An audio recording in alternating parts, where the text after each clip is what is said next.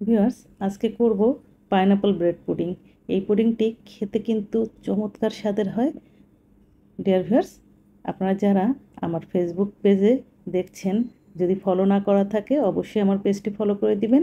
আর YouTube থেকে দেখলে অবশ্যই কিন্তু আমার চ্যানেলটিকে সাবস্ক্রাইব করবেন। তাহলে চলুন দেখে নেওয়া যাক কীভাবে তৈরি করি। আমি পাইনাপল ব্রেড পুডিং তৈরি করার জন্য প্রথমেই 3টি ব্রেডের স্লাইস টুকরো করে নিয়েছি। আপনারা 4টিও ব্যবহার করতে পারেন অথবা 5টি, অসুবিধা নেই। এখন একটি ব্লেন্ডার জারে নিয়ে নিচ্ছি 1.5 কাপ দুধ, হাফ কাপ চিনি। চিনিটা আপনারা আপনাদের পছন্দ অনুযায়ী বাড়িয়ে কমিয়ে নেবেন। এখন দিয়ে দিচ্ছি ব্রেডের টুকরোগুলো আর দিয়ে দিচ্ছি 3টি ডিম। ডিম 3টি বড় ছিল, তবে আপনারা চাইলে 4টিও দিতে পারেন। এখন একত্রে খুব ভালো মতো ব্লেন্ড করে নিচ্ছি। খুব বেশি সময় লাগবে না ব্লেন্ড করতে। ব্লেন্ড করা হয়ে গেল। এখন আমি যে পাত্রে পুডিংটা সেট করব সেই পাত্রে নিয়ে নিচ্ছি 1/4 কাপ সুগার।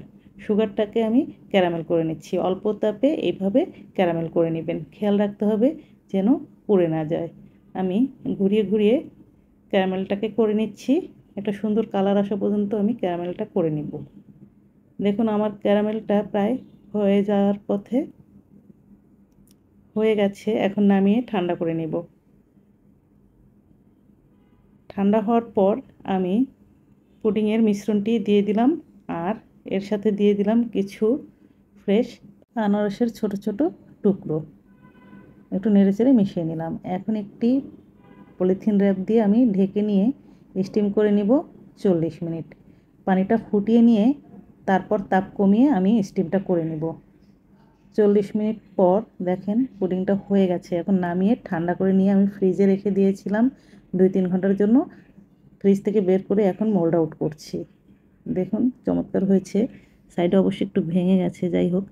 আমি একটি বড় আনারসের টুকরোকে একটু বাটারে ভেজে নিয়ে একটু ডেকোরেশন করে নিচ্ছি, জাস্ট দেখার সৌন্দর্যের জন্য। এটা আপনাদেরকে করতেই হবে এমন কোনো কথা নেই। ডেকোরেশন করলে যে কোনো খাবার দেখতে ভালো লাগে, এই জন্যই ডেকোরেশন করা। এখন একটু কেটে দেখাচ্ছি কেমন হলো। দেখুন খুবই ভালো হয়েছে। আর এই পুডিংটা খেতে কিন্তু অসম্ভব স্বাদের হয়। আপনারা বাসায় ট্রাই করবেন আর কমেন্ট করে জানাবেন আপনাদেরটা কেমন হলো। ঠিক আছে